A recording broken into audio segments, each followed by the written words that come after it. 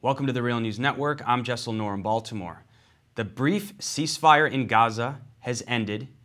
The Palestinian death toll has surpassed 1,500, and the humanitarian crisis in Gaza is escalating. We're now joined by Leah Tarachansky. She's an Israeli-Russian journalist with the Real News Network and our Middle East correspondent. So Leah, tell us what you know about the situation right now in Gaza. The ceasefire is over, the death toll is rising, and there's been some reports that Hamas has captured an Israeli soldier. Is that what you have heard? Has that been confirmed on the ground in Israel? Yeah. So at about 8 a.m. today, the ceasefire that was agreed upon yesterday was supposed to go into effect. What ended up happening is that around 6 a.m. there was some kind of incident in which 2 soldiers were killed and supposedly a third was captured. At this point, Hamas has actually issued conflicting reports, the last one of which denies both the sequence of events that Israel is presenting, as well as the fact that they are responsible for the potential kidnapping. Now, we have to take into account here that it serves the Hamas and the Islamic Jihad interest to kidnap a soldier, and it doesn't serve the Israeli side to admit that a soldier has been kidnapped. In the beginning of the war, there were rumors coming out that another soldier was kidnapped, and Israel denied it until the very, very end when they finally announced that he's dead. We don't know what actually happened to that soldier or his body, but we do know from several incidences that Palestinian militants fighting in the field have been trying to capture Israeli soldiers, either alive or dead, for the simple reason that they can exchange those soldiers for some of the thousands of political prisoners Israel is holding in its jails. So that incident taking place only an hour and a half before the ceasefire was supposed to go into effect effectively negated the ceasefire, which lasted only about an hour. Israel, of course, responded to that incident, which took place before the ceasefire was supposed to go into effect, by bombing Rafah city and the entire south of the Strip. This led to a ton of injuries and deaths, and we're looking now at a death toll of almost 1,500 people. And Leah, you just reached Gaza blogger Nalan al-Sarraj, who we've interviewed several times in the Real News.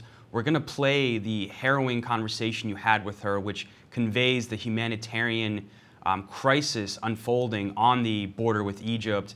And so tell us about the conversation you had with her, and then also talk about the growing calls for Egypt to open up that border, because right now Palestinians are totally trapped. They have nowhere to go. There's no way to escape the shelling and bombardment that the Israelis are carrying out. Yeah, so Nalan, her mother and her sister were actually in the south of the Strip. They're from Gaza City. They were in the south of the Strip when the bombardment began. And so they ran south and tried to flee to Egypt, along with about 70 other people. Among them were 7 Norwegians. There was a Bulgarian, several dozen Egyptians and Jordanians. The reason that all these people hold either visas to the United States or second passports is because Palestinians are not allowed through the Rafah crossing. This is directly against what the foreign minister of Egypt has been claiming. The foreign minister, Sameh Shoukry, has been claiming that the Rafah crossing is open. Well, we know for a fact that it is not. In fact, Palestinians who, for example, have one Egyptian parent and one Gazan parent, they're not allowed to go through the Rafah crossing. Another Egyptian claim is that the Egyptians are letting in tons of aid and are treating the Palestinian wounded. Well, we've seen that at least in the period between the 10th and the 27th of July, they allowed on average only 9 wounded out. We're talking about a war in which right now there's more than 8,000 injured. Last week, the average of injured being allowed out of the Gaza Strip into Egypt was 7. So a statement was issued by Palestinians and was endorsed by activists, human rights activists, and even some major political organizations like the ANC. It was issued yesterday, and it called on people all around the world to challenge the Egyptians on their complicity in the Israeli attack on the Gaza Strip, calling the closure of the Rafah crossing condemnable. So all of this has happened yesterday. today, Nalan al-Sarraj, who was a commentator, a frequent commentator on the Real News, and a friend, her mother, and her sister ran to the Egyptian border. Her mother is Libyan, so they thought that that would help them leave through the Rafah crossing.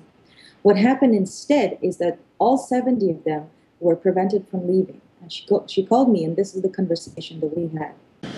We're now stuck in between the Palestinian border and Palestinian border. Egypt is closed. The Egyptian border is closed. We're trying to let them let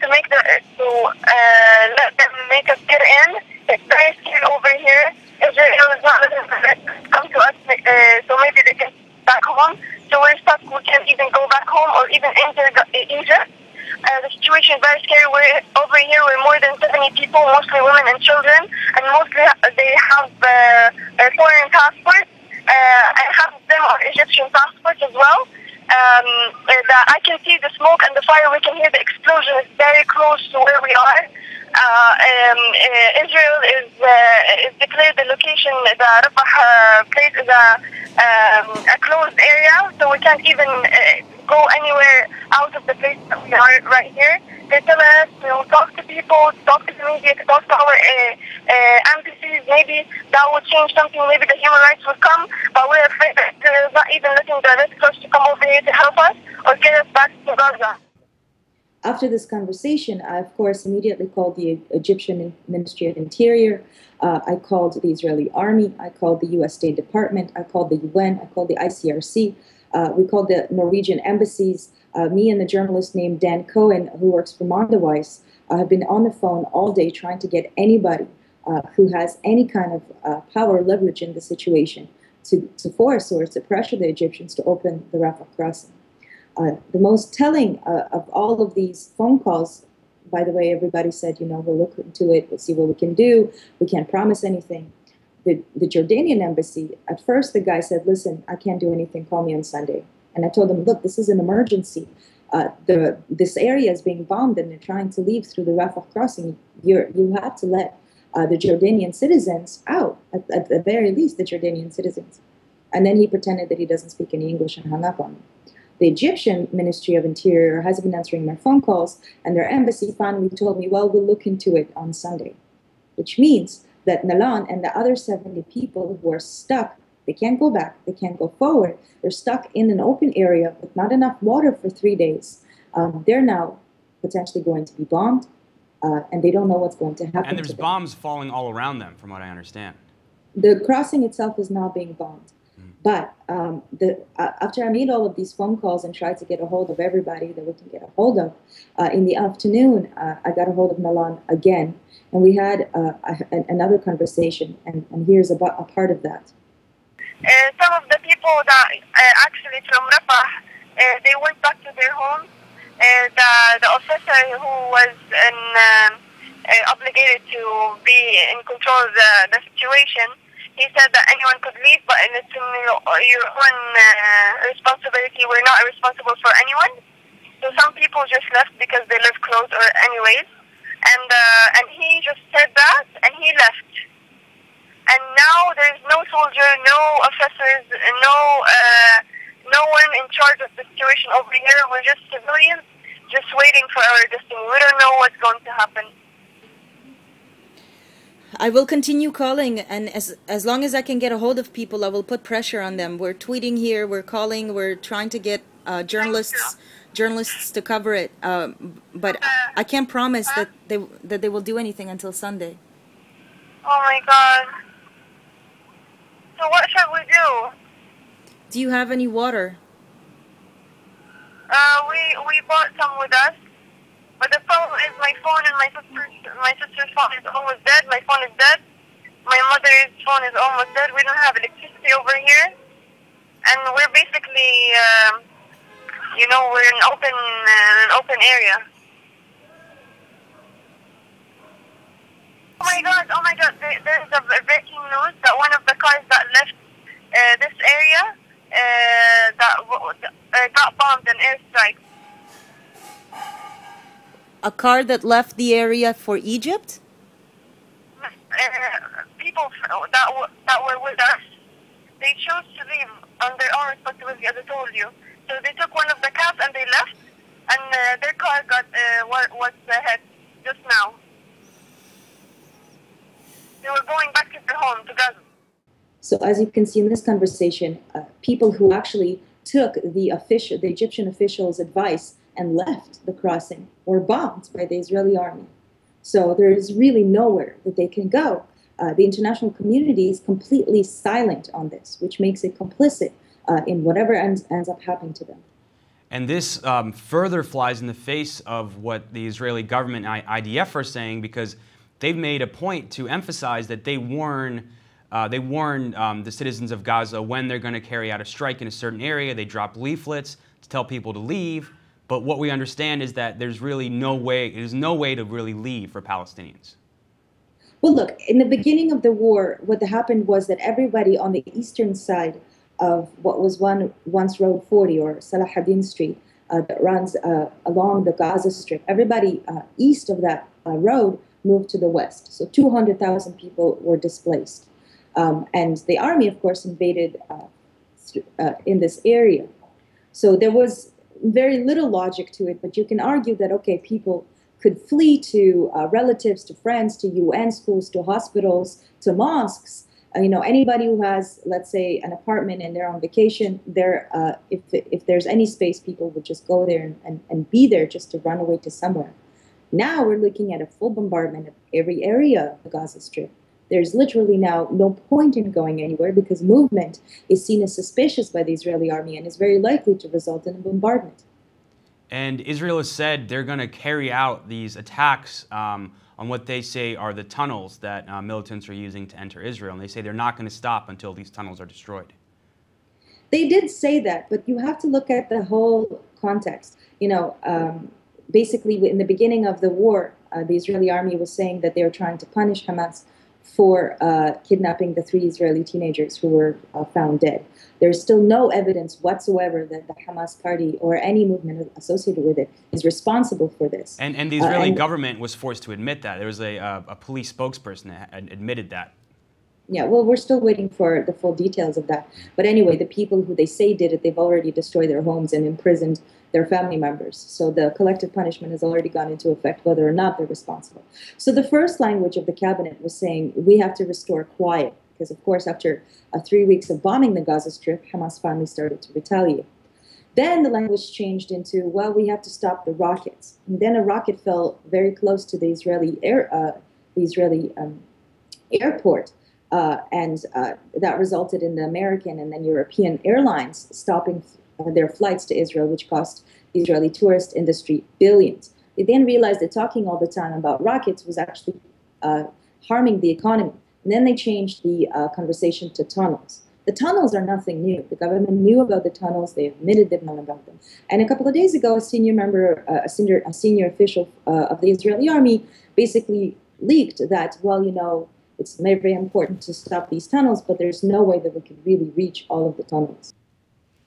So as we're sitting here talking, if the alleged kidnapping is confirmed and whoever is responsible for it takes responsibility, the Israeli cabinet, which is convening as we speak, is going to have a very hard time pulling out of this war. And in fact, in the Israeli public, we're still seeing very strong support for an operation and very little support for a ceasefire. So they have the political, when to do it.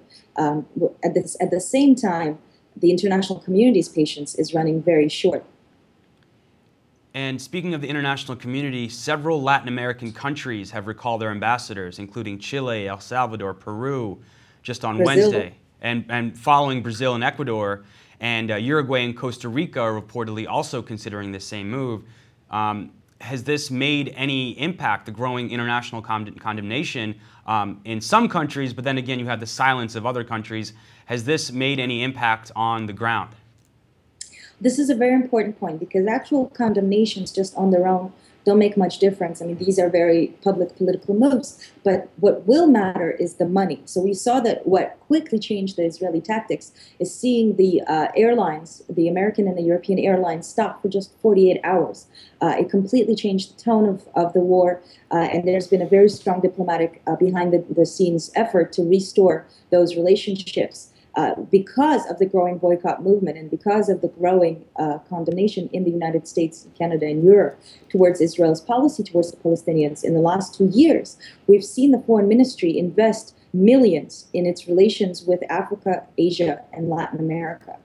We saw that when various Danish and Dutch banks and corporations pulled their businesses out of Israel, the Minister of Economy traveled to the Pacific Latin American countries, and then Israel was, for whatever reason, admitted as an observer state in the Pacific Alliance Economic Partnership.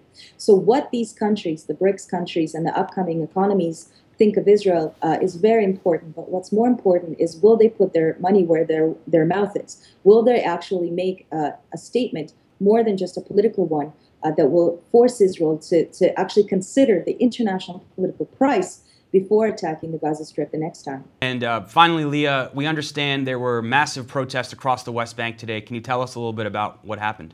From Tulkarm to Nablus to Hebron to Ramallah, there was a day of rage announced today all over East Jerusalem and the West Bank. And we're getting reports of dozens of people being injured from live ammunition.